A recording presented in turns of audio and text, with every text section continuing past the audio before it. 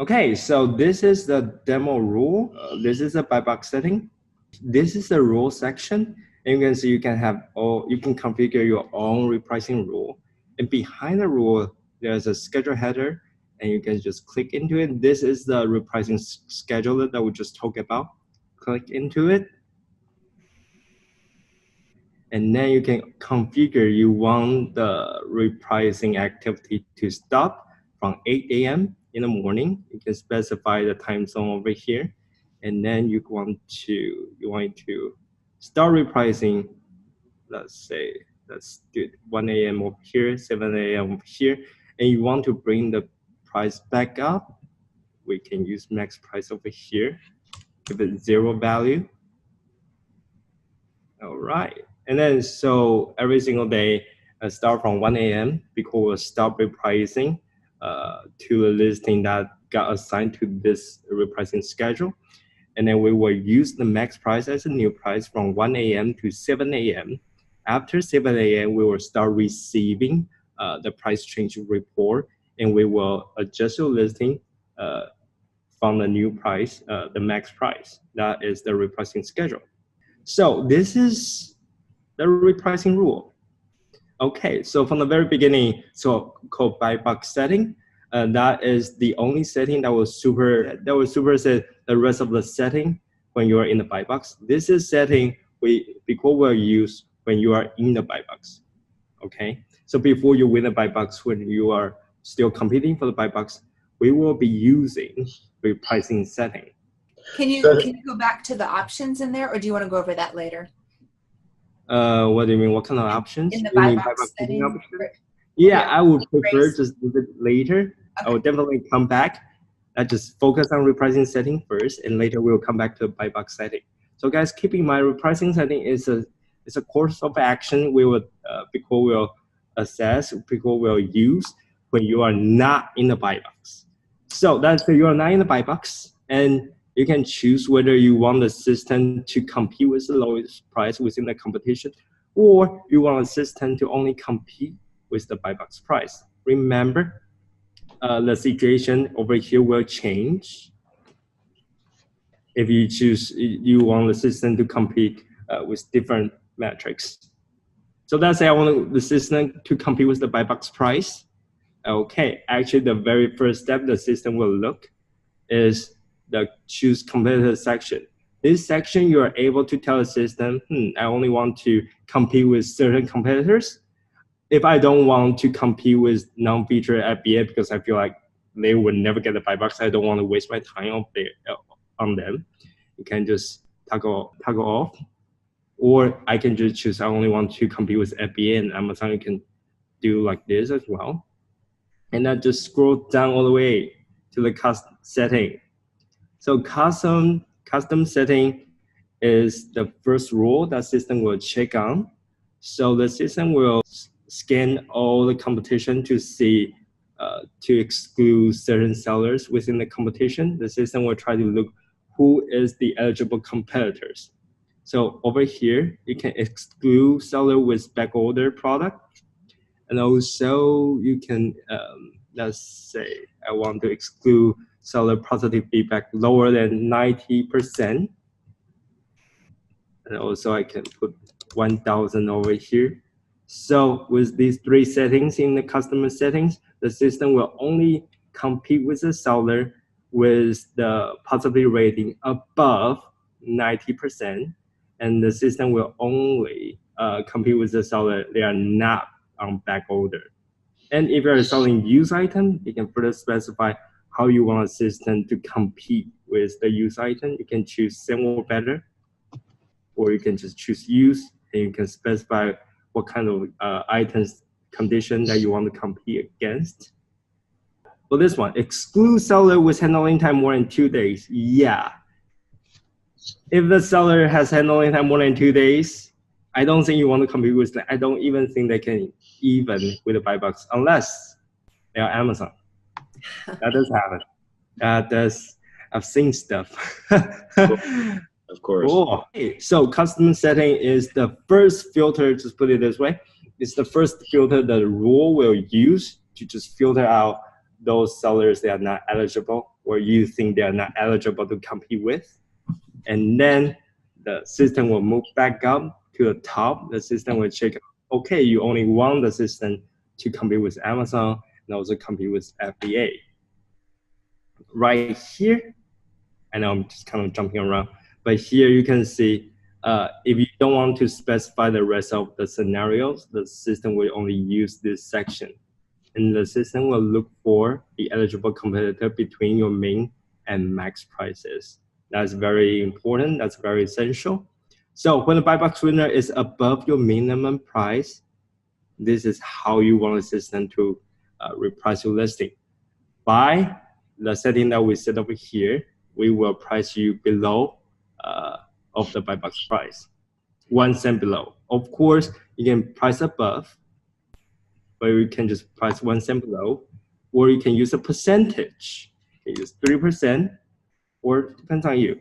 Depends on how aggressive you want to be. And when buy box winner equal min, you can choose to use mins, or you can choose use a customer price or other options as well. Let's look at the next scenario. No competition, but you are the only seller. Okay, this is very important because a lot of people get confused with this setting as well. No competition, that literally means you are the only seller. You're the only person selling this asset. You're the only person selling this item. So yeah, no competition literally means you are the only seller. If let's imagine within one competition, you are the only FBA and the rest of 10 people, they are all FBM, and you just exclude them, you just don't want to compete with them. That doesn't mean you are the only seller. You just exclude them, you just don't want the system to look at them, but they are still exist. So that doesn't apply to this scenario. And normally we just recommend our user to use max price if you are the only seller, because the floor is yours. You can do whatever you want. But still keep in mind, this is what I sell. If you're pricing too high, Amazon might delist you. They might. We don't know the actual bar, where the bar is, but we do tend to say if you're pricing too high, you will get delisted. So what if you're not the only seller, but you're the only FBA seller? How will what determines how your price behaves in that case? Okay, so you are the only FBA seller, and you may I know ignore merchant FBM? Yeah, and may I know in your situation, who is the buy box winner, because we're competing with the buy box price right now? So whoever's in the buy box. No. I'm actually asking you, in your situation, who is the buy box winner? Let's say you're the only FBA and the rest of the seller are FBM. So I should be in the buy box, but maybe not if I go too high. Amazon might give the buy box to an FBM offer. And is that FBM offer within your min and max price range? Okay. No, I'm actually asking you, is that... If I'm ignoring them, then it does matter. Oh. I feel okay, like that's the key. That's the key. Caught in a loop. Okay, if say they are inside my range, yes. Okay, and you have excluded them. Right. And then the system cannot see the buy box winner. The system will choose do not reprice. The system just stop there. Okay. Okay. It doesn't go to the suppressed buy box rule because it's not actually suppressed. It just doesn't see who's in the buy box. Oh, the buy box is still there. You just choose not to see it. Okay. So the buy box is not actually suppressed. You can check whether buy box is actually suppressed or not. You can just go to the Amazon selling page. If you can see there's a buy box, it's a buy box. Okay, so next rule, buy box winner found below min or above max. So we just split the rule into two scenarios. This is one of the latest features that we roll out. When the buy box winner found below min, you can see there's a yellow example over here. So the buy box winner is actually below your min. We're able to just use min. If it's above max, we can just use max. And we can just give 0 value over here. Okay, if that's what Kim just described, if the buy box winner is actually within your min and max, but you exclude the buy box, you exclude the seller because you don't want to compete with FBM, and then the system will just stop, will default to do not reprice. Okay, next, buy box winner found. No buy box winner found. No one actually won the buy box. That means the buy box is suppressed. This is the situation, and this is the rule, the response you give to the system. price change safety net.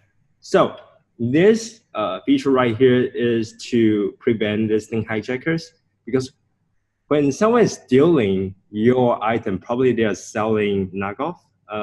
Their cost is relatively much lower than yours, so they're able to selling at a very low price. And the price change safety net here, the notion behind this is to prevent one-time price drop. So if the one-time price drop is over 50%, we will only adjust your price to your price minus 10%. It's like a break. We just don't go all the way to the end. We actually stop you each by each. Yeah. Is that a fixed point, or is it every repricing cycle it goes down another 10%? Every repricing cycle. If the system calculate for this price adjustment, the final price adjustment will exceed your current price of 50%. The system will only adjust your price by 10%. But it only adjusts it one time. It doesn't keep adjusting it downward every 5 minutes. Adjusting it, but let's say the next adjustment, the price change won't exceed 50%, then it doesn't apply to this rule. Okay. So every time if there's a price change, the system will evaluate the calculation. The system will evaluate the final price change. If it exceeds 50% of your original price, the system will only price you by 10%. Or you can specify over here, you can just give it 5%. The system will just change by 5% every time. Okay, and another feature that we have and Inform doesn't is the mean price protection setting.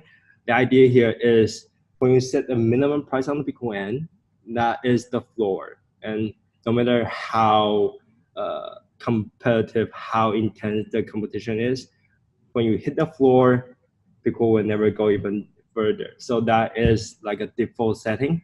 Whenever you hit the minimum price, that is the price that BQool is gonna use. Even though the final price adjustment might be below your mean, BQool will still use your mean. That is why from the very beginning, setting a minimum price is very crucial, because whenever there's a situation, the system feels a need to push you to the very bottom of the competition, minimum price is actually there to help you to save your profit. Okay, so last section within the repricing setting is advanced setting, is where we are able to reprice your listing based on different fulfillment type of the seller. So let's say you're FBA and you're competing with Amazon. You can choose price 1 cent below. If the buy box winner is equal your mean price, I just use mean price over here. If you're FBA against FBA, we can just price match. One more thing that's very interesting here. If you want to price match with another FBA seller, Amazon will also take into your feedback rating and feedback count into consideration to determine who is more eligible to win the buy box. That is why feedback rating or count still matter. If you have more, if your feedback count is significantly more than your competitor, you will more likely to win the buy box. And FBA versus FBM, over here you can just, since you're FBA, you can put it like 3% above because we're FBA. By the way, if the targeted competitor is seller fulfilled prime on the BQool right now, so far will be still viewed as FBM. It's one of the feature requests. Guys, if you really want a feature to be in the development, or you can just submit the request to FBA Corners on the King's Facebook group. We're having a poll over there. You can just go there to vote to say we want to have the ability to spot seller fulfilled prime, and then I will take that feedback to our development team. Okay, so right now, FBM, if you're FBM, you're competing with Amazon, you can choose, I want to price 3% below. I want to use mean price over here when the buy box winner equals mean price. And if the adjusted price equals or below mean price, of course, just use mean price. Or some people, they want to use max price over here as well. Okay, if I FBM and the targeted competitor, the buy box winner right now is FBA, might as well just become 3% below because I'm FBM. If you are seller fulfilled prime, you actually can stay closer to FBA. I would do this if I'm seller fulfilled prime. There. Okay. So if you're FBM, you're competing against another FBM. You can just price match them. Okay, that's it. So we have just set out the advanced setting, and depending on who is the buy box winner between a min and max, the system will check on the advanced setting, and the system will react accordingly. What is seller fulfilled prime is the question. Oh, seller fulfilled prime is actually, there are two special services that Amazon provide for third-party seller like you guys, and the first-party seller is Amazon itself. So there are other two services, logistics services Amazon provide to third-party seller. One is FBA. For the FBA, you need to pay a certain fee, monthly fee to Amazon. They will be in charge of your inventory. They will be in charge of your logistics. They also will take care of the customer service. So whenever a buyer wants to return a product, Amazon will take care of that. And for the seller fulfilled prime, it's a special project. It doesn't cost you anything. It doesn't put any strain on your resources, but you do need to meet a rigorous examination. They want to make sure you actually can make 99% shipment. You are always on time, and then you're eligible to be on the seller fulfilled prime project. By the way, they just closed that though. From the podcast I shared with you, they closed that.